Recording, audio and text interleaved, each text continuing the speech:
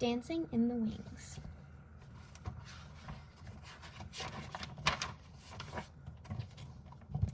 Ever since I was born and could see, everywhere I looked, I saw dance. In the clouds, as the wind blew them across the sky, in the ripples of a pond, even in the sea of ants marching up and down their hills. Dance was all around me. Dance was me. My mom calls me sassy, because I like to put my hands on my hips and because I always have something to say. Well, if you had feet as big as mine, you'd understand why. You should join the swimming team since you got those long toes and don't need any fins, my older brother Huey teased. I shot right back. At least I don't have that big forehead looking like a street lamp. Mom said stop all that bad talk. You act so ugly sometimes. Huey, your big head is a sign of intelligence, and Sassy, your big feet will make your legs look longer and prettier in your ballet shoes. My legs were longer, all right, so long that when I went to Tondu, point my toe at the bar, I tripped Miss Catherine, our teacher, who was coming down the line, looking the other way. Splat, she landed under the piano, her legs up in the air. Ooh, it was so funny, even she had to laugh. Sassy, she called out, I'm going to tie orange bows on those big feet. Sorry, Miss Catherine, I answered, but if you don't wear your glasses, you still won't see them.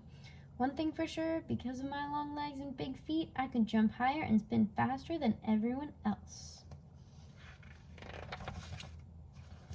I was taller than the rest of the kids at school, even the boys. At our recitals, all the other girls got to dance solos and duets, and we were pretty tutus.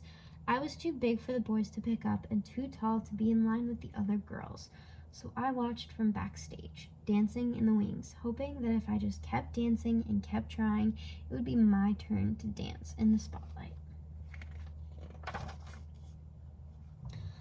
One day, at the end of ballet class, Miss Catherine announced, Miss Debato from the Russian school is coming next week to look for talented young people for the Summer Dance Festival in Washington, D.C. The whole room turned into a whirlpool of excitement as the sign-up sheet was posted. Everyone wanted to try, especially me. But as I wrote my name down, I heard two girls, Molly and Mona, giggle. Mona said, oh please, she'll never make it. They said talent, not a Tyrannosaurus. My heart seemed to stand still. For once, I had nothing to say. I couldn't hide the tears I felt welling up in my eyes, so I just grabbed my dance bag and ran to the parking lot. I heard a familiar horn honk and turned to see my Uncle Red in his bright green pickup truck. Uncle Red had the whitest, tight, curly hair, smelled of cigars, and every day wore something red.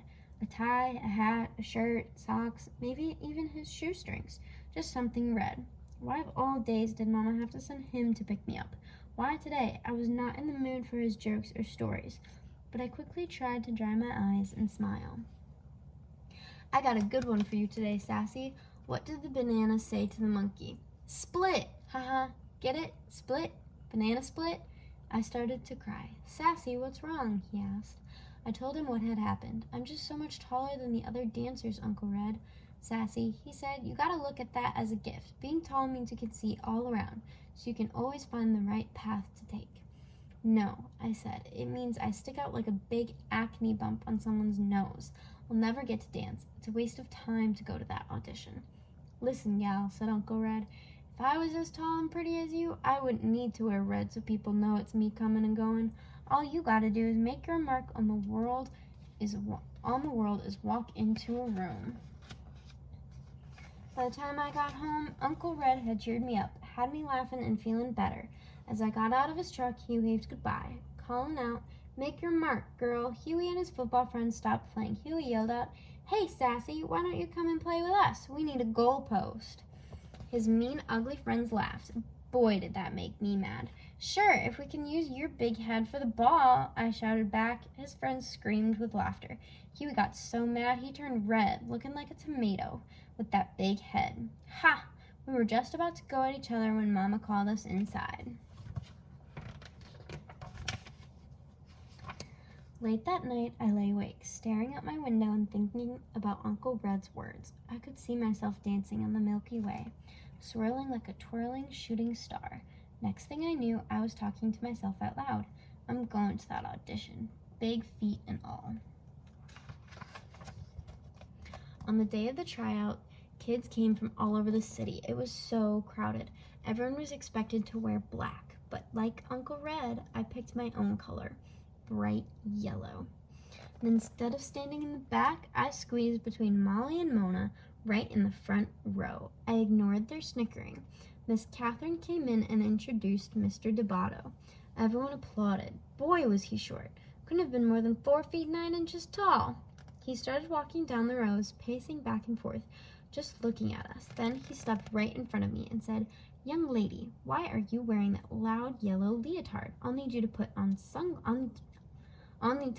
sunglasses to see anybody else. Please go to the back row." Molly whispered, "See ya, wouldn't want to be ya." At least he noticed me, I snapped. I put my hands on my hips and walked to the back. The first round of the audition was center floor exercises. Mr. Debato walked around, prodding and poking, making corrections. He stopped once and looked right at me but didn't say a thing.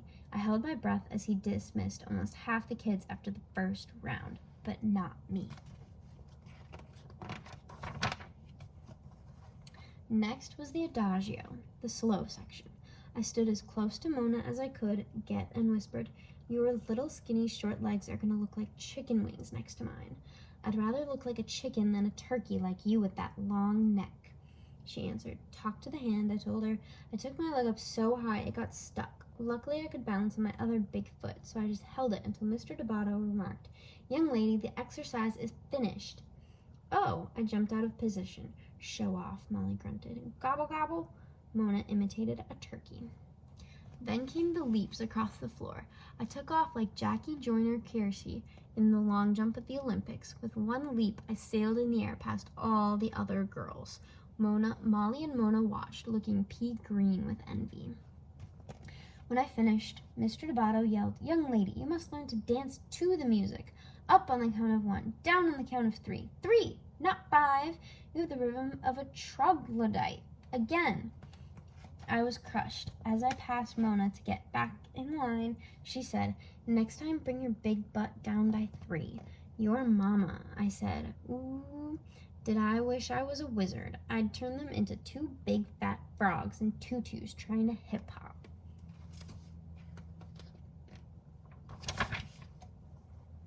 By the end of the day, there were only 7 of us left. Mr. Debato called out everyone's name except mine and asked them to step forward. Standing alone, I really had to fight to hold back my tears. Then I heard him say, "Thank you all for coming today. Keep working, keep trying. You are dismissed." Mr. Debato said to me, "Sassy, you have a great deal of potential. You have beautiful long arms and legs, but you flail about with no control. You must learn to use your feet better, and timing. Timing. We have a lot of work to do when you come to Washington this summer, but please leave that loud yellow leotard at home. All you need to do to be noticed is walk into a room." Dismissed. He walked out. Jumping and shouting, I ran to the parking lot. I made it! Mama, I made it!" Guess who was there to pick me up? Mama, Uncle Red, Huey, and half his football team piled in the back of the green truck on their way to a game. Everybody was so proud of me, even Huey. "You go, Miss Bigfoot." "Thank you, Mr. Bighead," I said. We all laughed. 1 month later, Mama and I boarded the plane for Washington, D.C. She held my hand as my heart pounded when we landed. At the school, there were young dancers from Russia, Mexico, France, China, Cuba, Brazil, New York, Texas, and long-legged me from Inglewood, California. In class the first day, Mr. Debato introduced me to his 12-year-old protege, a boy named Dwight, who was 5 feet 10 inches tall. "Dwight, I think I found you a partner. Meet Sassy." Mama was right. Being tall wasn't so bad after all, and neither was having a big head. By the end of the summer, Huey had won the grand prize at Space Camp in Alabama, and I got to dance a duet with Dwight in the summer concert. When Dwight lifted me high in the air, I felt like I was dancing on the Milky Way, me and my big feet, making my mark on the world. The end.